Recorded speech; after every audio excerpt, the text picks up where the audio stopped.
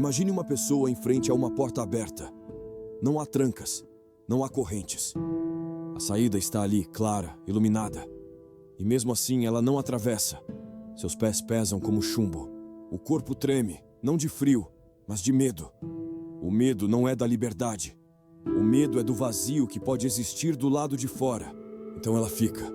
Permanece em um quarto que aos poucos se transforma em cela.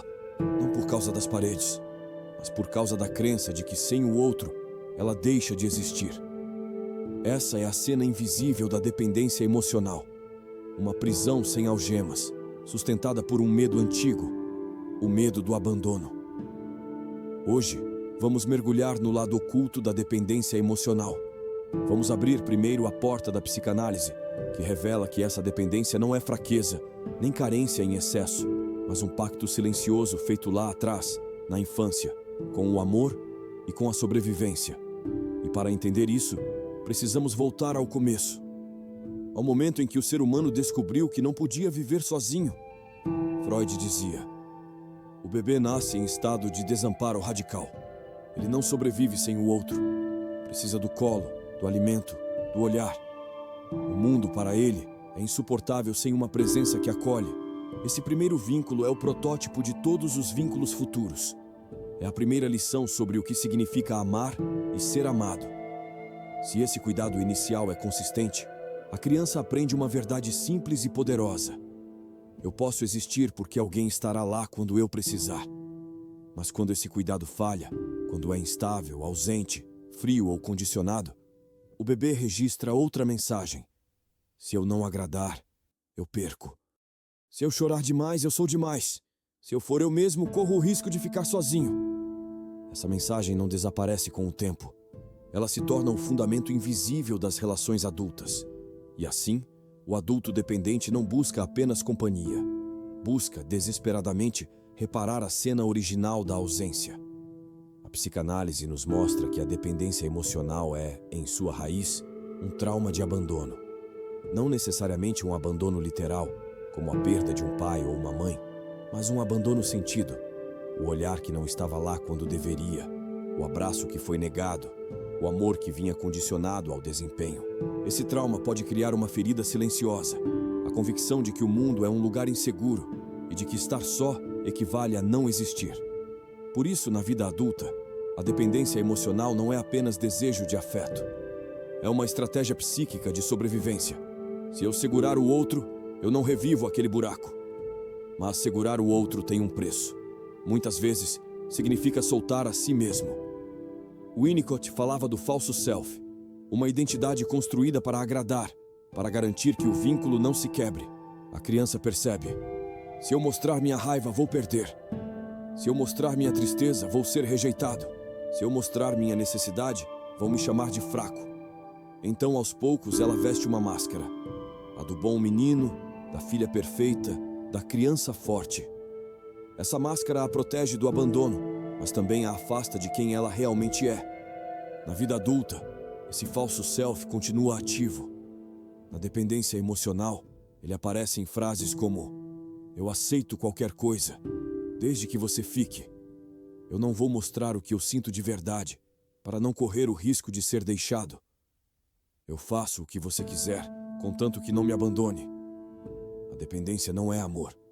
É medo disfarçado de entrega. A psicanálise também descreve o ciclo que aprisiona o dependente emocional. Tudo começa com a carência, a sensação de vazio, de falta, de incompletude. Esse vazio grita: preciso de alguém. Então surge a idealização, a fantasia de que aquele alguém específico, um parceiro, um amigo, um salvador, vai preencher o buraco. Esse outro é colocado em um pedestal, perfeito, necessário, indispensável. Mas cedo ou tarde, a realidade aparece. E ninguém consegue sustentar o peso de ser tudo para alguém. A decepção chega, a idealização cai, e o vazio retorna. E o ciclo recomeça. Carência, idealização, frustração, carência. É um loop que nunca se fecha, porque o que está sendo buscado no outro não é o outro. É a criança ferida que um dia esperou alguém que não veio e que ainda espera.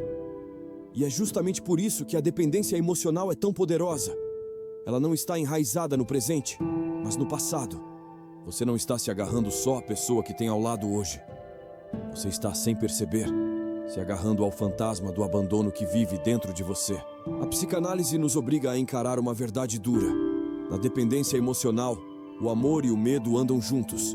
O dependente ama, sim, mas ama com medo de perder. Ama com medo de ser rejeitado. Ama com medo de que, se o outro se for, sua própria existência desabe. É um amor que não respira. Um amor que sufoca. Um amor que, para não ser perdido, se transforma em prisão. E talvez esse seja o lado mais oculto da dependência emocional. Ela não é sobre o outro.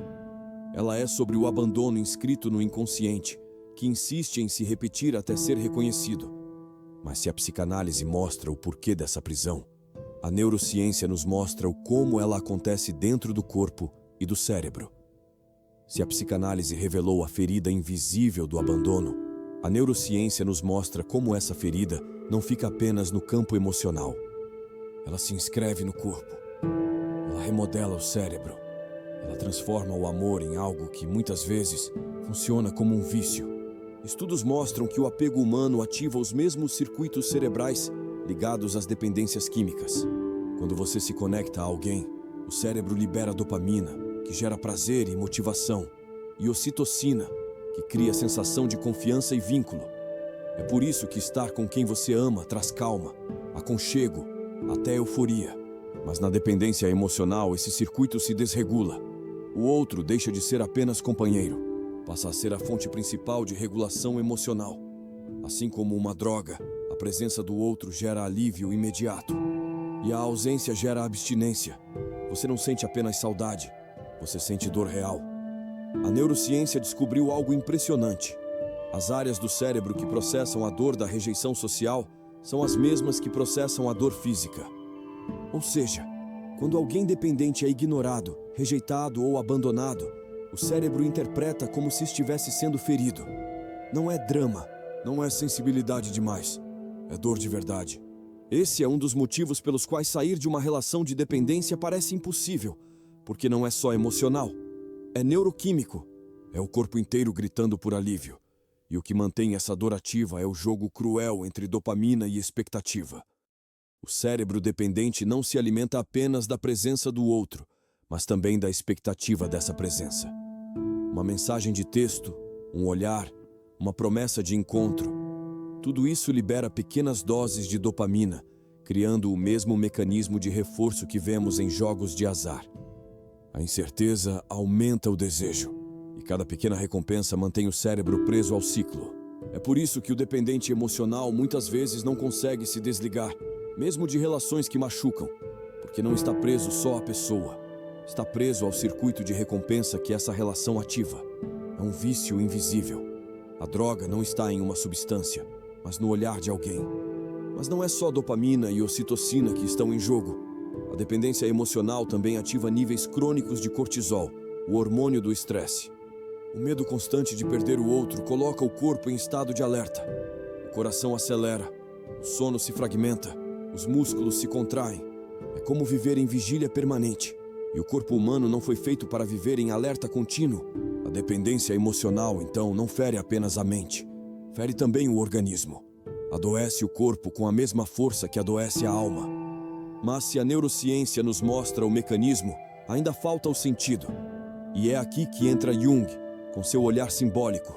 A dependência não como falha, mas como chamado do inconsciente para integrar o que foi deixado na sombra. Jung nos convida a olhar para além do sintoma. Para ele, a dependência emocional não é apenas um problema individual. É um símbolo, um recado do inconsciente. Um chamado para integrar partes esquecidas da alma. Jung dizia que sempre que nos apaixonamos, não enxergamos apenas a pessoa diante de nós. Enxergamos também a nós mesmos refletidos nela. Na dependência emocional, essa projeção se torna radical. O outro deixa de ser apenas alguém. Passa a ser um espelho vivo das suas próprias faltas. Um porto seguro contra o vazio que você teme habitar. Você não vê só a pessoa, você vê nela a promessa de completude, a fantasia de salvação. Mas quando projetamos assim, não amamos o outro como ele é. Amamos o reflexo do que falta em nós. E quanto mais forte a projeção, mais frágil a relação. porque cedo ou tarde o espelho se quebra, e junto com ele cai a ilusão de que alguém poderia ser sua metade perdida. E é aí que surge o drama junguiano da dependência. A confusão entre persona e sombra. A persona é a máscara social que todos usamos para nos relacionar com o mundo.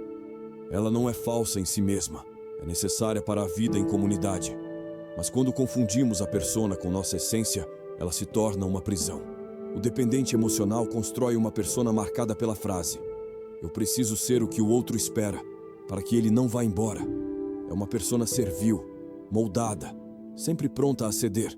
Uma máscara que sorri mesmo quando o coração chora, que concorda mesmo quando discorda, que abraça mesmo quando está exausta. Essa persona agarra o vínculo com todas as forças, acreditando que sem ele não resta nada.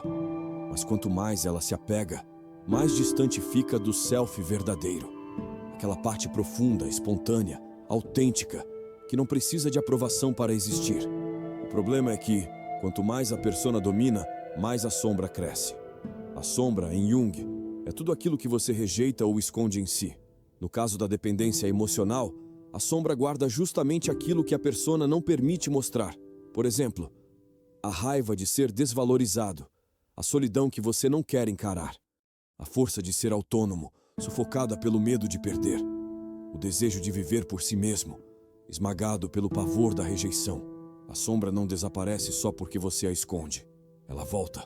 E se não volta de forma consciente, volta em sintomas: ciúmes excessivos, crises de ansiedade, apego doentio, explosões emocionais. A dependência emocional, então, pode ser entendida como o retorno da sombra. A vida exigindo que você encare sua solidão, sua raiva, sua autonomia sufocada, suas partes negadas, não para te punir, mas para que você integre o que faltava. E é aqui que Jung nos oferece o conceito mais transformador: a individuação. Individuação é o processo de se tornar inteiro, de unir persona e sombra, consciente e inconsciente, luz e escuridão. De deixar de viver apenas para agradar ou para segurar alguém e começar a viver a própria verdade interior. Na dependência emocional, o inconsciente grita: não é no outro que está sua completude, é dentro de você. É um chamado doloroso, porque exige encarar o vazio que você sempre tentou evitar. Exige olhar para a solidão não como maldição, mas como caminho. Exige aceitar que só quando você suporta a ausência, pode descobrir a presença verdadeira, a sua. Jung diria que o apego excessivo ao outro é, na verdade, um desvio do processo de individuação. É como se a psique dissesse: já que você não quer olhar para dentro, vou te prender lá fora, em alguém, até que perceba que essa busca é interna. Para Jung, a dependência emocional deixa de ser apenas doença e passa a ser símbolo. Símbolo de uma alma que ainda não aprendeu a confiar em si. Símbolo de uma psique que clama por integração. Símbolo de um chamado espiritual. Sair da ilusão da metade perdida para descobrir a inteireza que já existe em você. Mas enquanto esse chamado não é atendido, a dependência corrói silenciosamente a vida. E é sobre esse impacto existencial que vamos mergulhar a seguir. Se Jung nos mostrou que a dependência é símbolo de uma alma que busca a integração, na vida concreta ela se traduz em algo ainda mais duro. Uma existência suspensa, paralisada, vivida sempre em função do outro. Viver em dependência emocional é viver como quem está sempre na sala de embarque de um aeroporto. A mala já está pronta, o coração já está ansioso, mas o voo nunca é chamado. Você não vive o presente, você apenas espera. Espera a mensagem, espera a ligação, espera o encontro, espera o sinal de que o outro ainda está ali. É como se toda a sua vida fosse vivida em modo provisório, enquanto a sua verdadeira existência estivesse trancada na decisão de outra pessoa. E esperar, dia após dia, não é viver, é sobreviver. Outro impacto devastador é a dissolução da identidade. Aos poucos, o dependente emocional deixa de perguntar: o que eu quero? O que eu sinto? Quem eu sou? Essas perguntas dão lugar a outras. O que ele vai pensar de mim? Será que ela ainda gosta de mim? O que eu preciso fazer para não ser abandonado? O eu vai sendo apagado. E no lugar, cresce uma existência refletida, onde você é apenas o que acredita que o outro deseja. O dependente não perde só relações, ele perde a si mesmo. A dependência emocional não se revela apenas em grandes dramas. Ela aparece nas pequenas escolhas diárias, no silêncio engolido para evitar briga, na opinião nunca dita para não desagradar, nos sonhos guardados na gaveta para acompanhar o caminho do outro, nas brigas, mas que não levam a nenhuma atitude real tomada. E assim, cada decisão pequena vai se somando como tijolos de uma prisão invisível, até que um dia você olha para trás e percebe: a vida que você viveu não é sua. É uma versão adaptada para manter alguém por perto. E o mais cruel é que, mesmo quando a relação termina, a prisão permanece. Porque o medo de ficar só continua morando dentro de você. A dependência emocional transforma a solidão em um fantasma insuportável. Estar sozinho não é apenas estar sem companhia. É sentir como se sua própria existência fosse colocada em xeque. O silêncio do quarto vira acusação. O tempo livre vira desespero. A ausência do outro vira prova de que você não tem valor. E nesse estado, muitas vezes você aceita o inaceitável. Tolera abusos, desrespeitos, descuidos. Não porque não perceba, mas porque a dor da ausência parece maior que a dor da ferida. É como escolher correntes leves em vez do vazio da liberdade. O impacto existencial mais doloroso da dependência talvez seja o tempo. Anos que poderiam ter sido de crescimento, de criação, de descoberta, acabam consumidos pela espera e pelo medo. É uma vida em suspensão, nem plenamente vivida, nem totalmente abandonada. Um meio termo eterno, onde nada floresce porque a energia está toda voltada para manter o vínculo. E no fim, resta a pergunta amarga: quanto da minha vida eu perdi tentando segurar alguém? Mas a filosofia pode nos ajudar a ressignificar esse vazio, porque a dependência não é apenas tragédia. Ela também pode ser lida como metáfora da condição humana, o desejo de fusão, a recusa da solidão, a busca desesperada por sentido. E é justamente isso que vamos explorar na próxima parte. Se o impacto da dependência emocional é devastador na vida prática, a filosofia e os mitos nos ajudam a enxergar que essa luta não é apenas individual, ela é universal. Ela fala da condição humana, o desejo de fusão, a recusa da solidão, a busca desesperada por um sentido fora de nós mesmos. Narciso se perdeu ao se apaixonar pela própria imagem refletida na água. Morreu sedento porque não conseguia se afastar do reflexo. Na dependência emocional acontece o oposto. Não é a própria imagem que aprisiona, mas o reflexo no olhar do outro. Você não se perde em si, mas no brilho que acredita ver nos olhos de quem ama. É como se dissesse: eu só existo quando alguém me reflete. Eu só tenho valor se for visto por outro. Mas viver assim é entregar sua identidade a um espelho que nunca é estável. O outro pode se mover, pode se cansar, pode partir. E quando o reflexo some, parece que você some junto. O mito de Orfeu fala de um homem que desce ao submundo para resgatar a mulher amada. Os deuses impõem uma condição: ele não pode olhar para trás até saírem da escuridão. Mas, tomado pela dúvida, Orfeu olha. E nesse instante, Eurídice desaparece para sempre. Esse mito ecoa na dependência emocional. O medo de perder faz você olhar o tempo todo para trás, vigiar cada gesto, cada sinal, cada silêncio. E justamente por vigiar demais, acaba sufocando a relação. A perda que se tentava evitar é a mesma que se produz.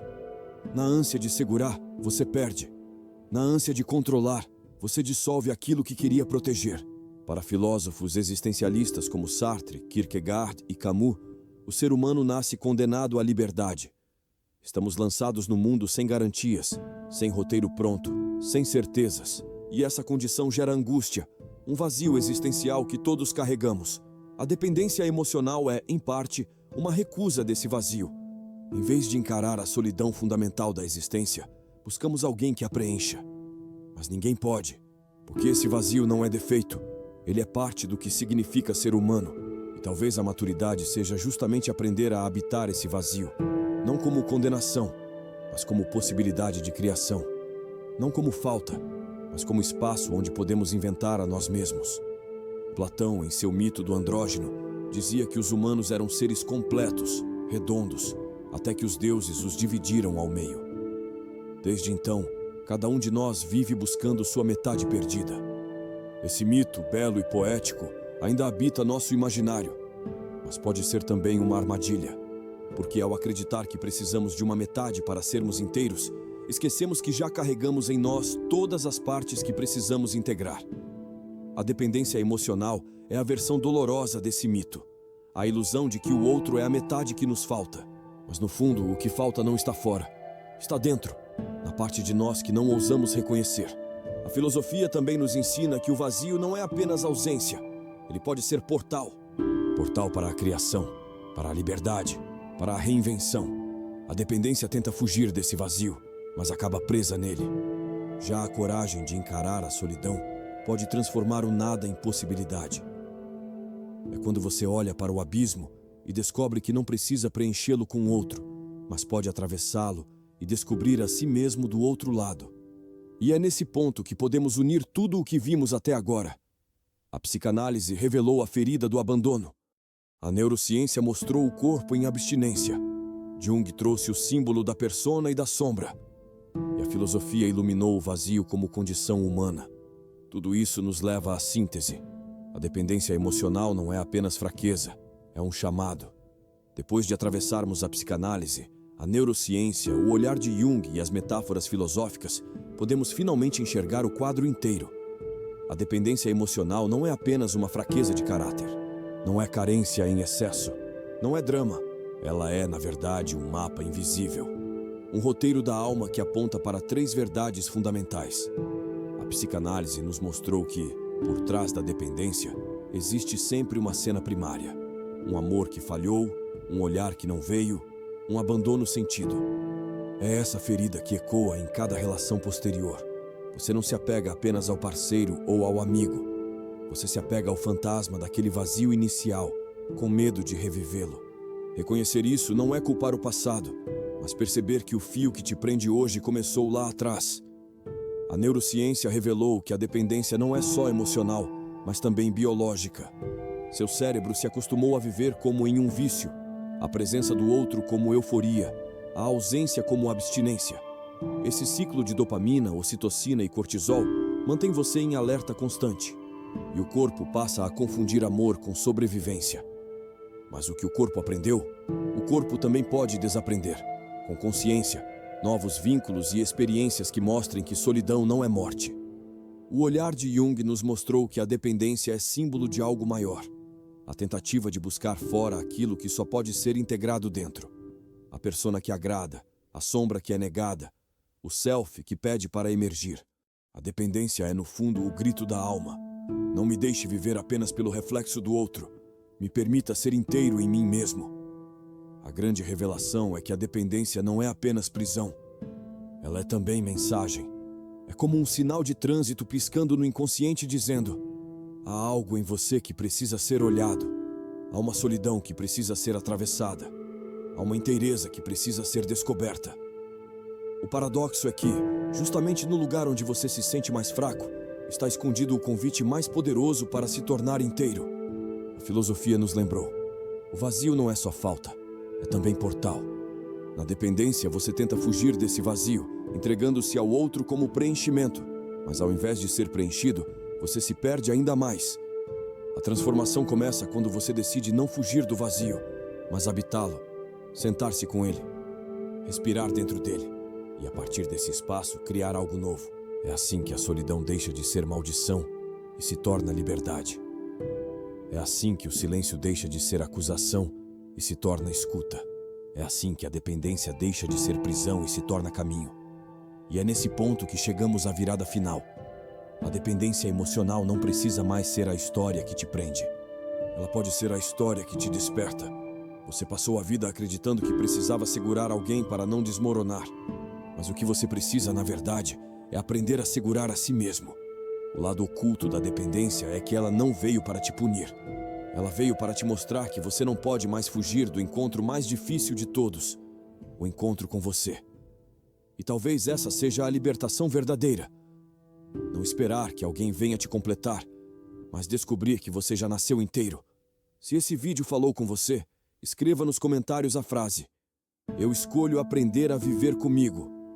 Essa simples declaração é um ato simbólico, um primeiro passo para transformar a prisão em caminho, o medo em coragem, o vazio em criação. Curta este vídeo, compartilhe com alguém que também vive acorrentado ao olhar do outro e se inscreva no canal Padrão Oculto. Aqui nós não falamos apenas de sintomas, nós descemos ao subsolo da mente, porque só na escuridão é que podemos encontrar a luz que realmente transforma